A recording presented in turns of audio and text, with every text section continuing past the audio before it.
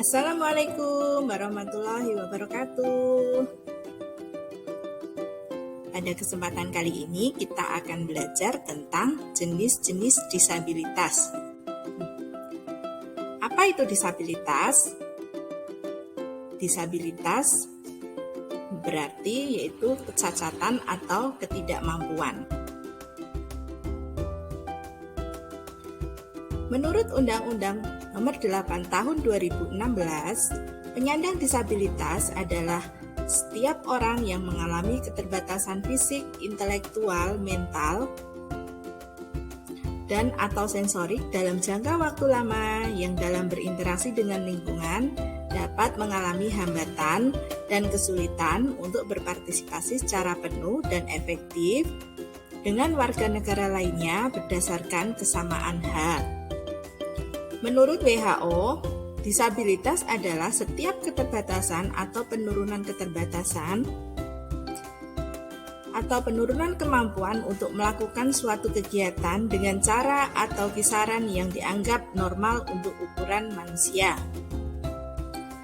Di sini kita akan belajar tentang ragam disabilitas.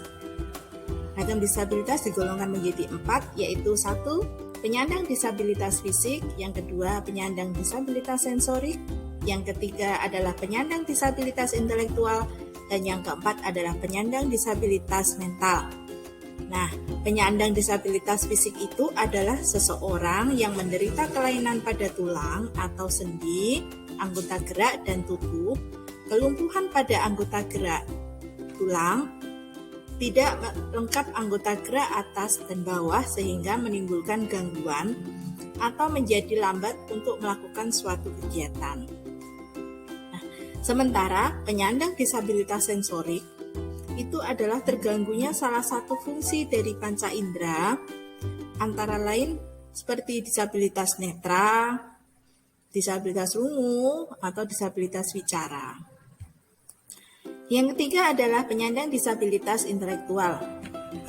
Di sini terganggunya fungsi pikir karena tingkat kecerdasan di bawah rata-rata. Seperti contoh disabilitas Grahita dan Down syndrome.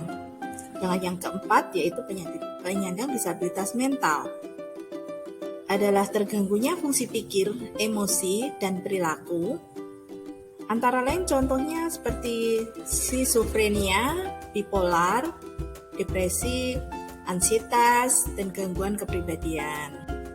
Nah, jenis penyandang disabilitas ini kita bagi menjadi 5 jenis ya. Yang pertama, disabilitas sensorik netra atau tunanetra. Tunanetra menurut Kamus Besar Bahasa Indonesia adalah tidak dapat melihat. Ya, sudah ada gambaran kan bagaimana anak yang ada hambatan tidak bisa melihat. Dan yang kedua yaitu disabilitas sensorik rungu wicara atau tunarungu atau wicara. Tunarungu adalah individu yang mengalami kerusakan alat atau organ pendengaran yang menyebabkan kehilangan kemampuan menerima atau menangkap bunyi serta suara. Sedangkan tunawicara adalah individu yang mengalami kerusakan atau kehilangan kemampuan berbahasa, mengucapkan kata-kata, ketepatan dan kecepatan berbicara, serta produksi suara. Yang ketiga yaitu disabilitas fisik atau tunadaksa adalah ketidakmampuan anggota tubuh untuk melaksanakan fungsinya dikarenakan oleh berkurangnya kemampuan anggota tubuh untuk melakukan fungsinya secara normal. Nah, sebagai akibat bawaan, luka penyakit, atau pertumbuhan yang tidak sempurna, sehingga untuk layanan pembelajarannya memerlukan pelayanan khusus. Yang keempat adalah disabilitas intelektual atau tunagrahita. Di sini mendefinisikan sebagai kelainan yang meliputi fungsi intelektual umum di bawah rata-rata, yaitu IQ 84 ke bawah, berdasarkan tes dan muncul sebelum usia 16 tahun. Yang kelima yaitu disabilitas mental. Nah, seperti gambar yang dilihat ini adalah contoh disabilitas mental. Apa saja yang masuk dalam disabilitas mental? Nah, ini orang dengan masalah kejiwaan ODMK atau orang dengan gangguan jiwa atau biasa disebut ODGJ. mereka ini dalam jangka waktu lama dalam berinteraksi dengan lingkungan dan masyarakat dapat menemui hambatan dan menyulitkan untuk berpartisipasi berdasarkan kesamaan hal. Pernahkah kamu melihat anak dengan disabilitas yang beragam? Pasti kalian sudah pernah lihat, ya kan? Menurut jenisnya tadi, kita akan membahas tentang satu persatu ya. Yang pertama yaitu tunanetra. Tunanetra dapat dibagi menjadi dua kelompok besar, yaitu satu buta total. Nah, orang dikatakan buta total jika tidak dapat melihat dua jari di mukanya, atau hanya melihat sinar atau cahaya yang lumayan dapat dipergunakan untuk orientasi mobilitas. Dan yang kedua yaitu kurang penglihatan. Nah, mereka yang tergolong kurang penglihatan adalah yang melihat sesuatu maka harus didekatkan atau mata harus dijauhkan dari objek. Yang kedua adalah tunarungu. Klasifikasi anak tunarungu ada 5. Yang pertama, sangat ringan, berkisar antara 25 desibel sampai 40 desibel. Nah, pada klasifikasi ini, anak menunjukkan kesulitan mendengar bunyi-bunyi yang jauh, membutuhkan tempat duduk yang strategis letaknya, dan memerlukan terapi bicara. Sedangkan yang kedua yaitu kategori ringan, berkisar antara 41 desibel sampai 55 desibel. Di sini anak mengerti bahasa percakapan, tidak dapat mengikuti diskusi kelas, membutuhkan alat bantu dengar, dan terapi bicara. Nah, sementara yang ketiga adalah kategori sedang, berkisar antara 56 desibel sampai 70 desibel. Di sini hanya bisa mendengar suara dari arah yang dekat, masih mempunyai sisa pendengaran untuk belajar, bahasa ekspresif ataupun reseptif, dan bicara dengan menggunakan alat bantu, serta dengan cara yang khusus. Di sini dikategorikan masuk dalam kelompok tunarungu sedang. Sedangkan yang keempat, kategori berat, berkisar antara 71 desibel sampai 90 desibel.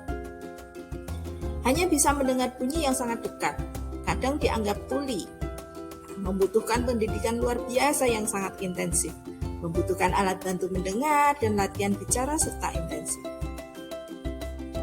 Yang kelima yaitu kategori sangat berat, berkisar antara 91 desibel sampai lebih ya. Mungkin sadar akan adanya bunyi atau suara dan getar. Banyak bergantung pada penglihatan daripada pendengarannya untuk proses menerima informasi, dan yang bersangkutan dianggap tuli. Yang keempat adalah tunadaksa. Menurut Halahan dan Kaufman tahun 1991, dikategorikan menjadi 2, yaitu tunadaksa ortopedi dan yang kedua tunadaksa saraf. Sedangkan dilihat dari sistem kelainannya, yaitu 1. Kelainan pada sistem serebral, yang kedua kelainan pada sistem otot dan rangka. Nah, cerebral palsy menurut derajat kecacatannya digolongkan menjadi 3. Yang pertama, golongan ringan, yang ciri-cirinya yaitu dapat berjalan tanpa alat bantu, bicara jelas dan dapat menolong diri. Yang kedua, kategori sedang, membutuhkan bantuan untuk latihan berbicara, berjalan mengurus diri, dan alat-alat khusus. Dan yang ketiga adalah berat, dengan ciri-ciri membutuhkan perawatan tetap dalam ambulasi, bicara, dan menolong diri. Dan yang kelima adalah tunagrahita. Tunagrahita dikelompokkan menjadi 3, yaitu anak tunagrahita mampu didik dengan IQ 68-52, yang kedua anak tunagrahita mampu latih dengan IQ 51-36, dan yang ketiga adalah anak tunagrahita mampu rawat dengan IQ 39-25. Nah, di sini klasifikasi anak tunagrahita menurut skala Binet dan skala Wechsler dibagi menjadi 3, yaitu tunagrahita ringan atau biasa disebut moron atau debil, yang kedua tunagrahita sedang atau imbesil, yang ketiga tunagrahita berat atau idiot. Menurut American Association on Mental Retardation, digolongkan menjadi 3, yaitu educable atau mampu didik, trainable, mampu latih, yang ketiga adalah careable, mampu rawat. Secara klinis, dibedakan menjadi 3, yaitu sindrom Down atau mongoloid, yang kedua yaitu hydrocephalus atau kepala yang berisi cairan, dan yang ketiga microcephalus dan macrocephalus. Sedangkan disabilitas mental, di sini tadi yang sudah dijelaskan ada 2, yaitu yang pertama orang dengan masalah kejiwaan ODMK itu adalah orang yang mempunyai masalah fisik, mental, sosial, pertumbuhan dan perkembangan dan atau kualitas hidup serta memiliki resiko mengalami gangguan jiwa. Yang kedua adalah orang dengan gangguan jiwa atau biasa disebut ODGJ adalah orang yang mengalami gangguan dalam pikiran, perilaku, perasaan yang termanifestasi dalam bentuk sekumpulan gejala dan atau perubahan perilaku yang bermakna, serta dapat menimbulkan penderitaan dan hambatan dalam menjalankan fungsi orang sebagai manusia. Berikutnya adalah karakteristik disabilitas sensorik netra atau tunanetra. Biasanya, rasa curiga terhadap orang lain. Biasanya juga ada perasaan mudah tersinggung, verbalisme, perasaan rendah diri, adatan, suka berfantasi, berpikir kritis, dan memberani. Sedangkan disabilitas sensorik rungu wicara atau tunarungu memiliki ciri-ciri dia tidak mampu mendengar, terlambat perkembangan bahasanya, kurang atau tidak tanggap bila diajak bicara, sering menggunakan isyarat dalam berkomunikasi, ucapan kata tidak jelas, kualitas suara aneh atau monoton, sering memiringkan kepala dalam usaha mendengar, banyak perhatian terhadap getaran, keluar nanah dari kedua telinga, dan terdapat kelainan organis telinga. Sementara disabilitas fisik atau tunadaksa, seperti yang sudah dilihat di dalam gambar ini, kita sudah bisa menyimpulkan bagaimana ciri-cirinya. Nah, ciri-ciri yang pada umumnya yaitu kesulitan dalam gerak, tidak sempurna, tidak lentur, atau tidak terkendali. Dapat bagian anggota gerak yang tidak lengkap atau tidak sempurna. Terdapat cacat pada alat gerak, kesulitan pada berdiri, berjalan, duduk, dan menunjukkan sikap tubuh tidak normal. Kecerdasannya ini adalah rata-rata dan memiliki sensibilitas perasaan. Nah, disabilitas intelektual atau tunagrahita mempunyai ciri-ciri yaitu dia anak penyandang mental ringan. Mereka termasuk yang mampu didik bila dilihat dari segi pendidikan. Sedangkan yang kedua adalah anak penyandang mental moderat, yaitu menengah adalah mereka yang digolongkan sebagai anak yang mampu latih, di mana mereka dapat dilatih untuk beberapa keterampilan tertentu. Yang ketiga anak penyandang mental severe. Mereka memperlihatkan banyak masalah dan kesulitan meskipun di sekolahan khusus. Sementara yang keempat yaitu anak penyandang mental profound. Mempunyai problem yang serius, menyangkut kondisi fisik, intelijensi, dan program pendidikan yang tepat bagi mereka. Nah, yang terakhir ini adalah autisme. Ciri-ciri autisme ini adalah sulit bersosialisasi dengan anak-anak yang lainnya, tertawa atau tergeletak tidak pada tempatnya, tidak pernah atau jarang sekali kontak mata, tidak peka terhadap rasa sakit, lebih suka menyendiri, suka benda-benda yang berputar, ketertarikan pada suatu benda secara berlebihan, ya, melakukan kegiatan fisik secara berlebihan, atau malah tidak melakukan apapun. Dan dia juga kesulitan dalam mengutarakan kebutuhan, suka menggunakan bahasa isyarat atau menunjuk, terus menuntut hal yang sama, menentang perubahan atas hal-hal yang bersifat rutin, dan tidak peduli bahaya. Terkadang anak autis itu lebih asik dengan dunianya sendiri.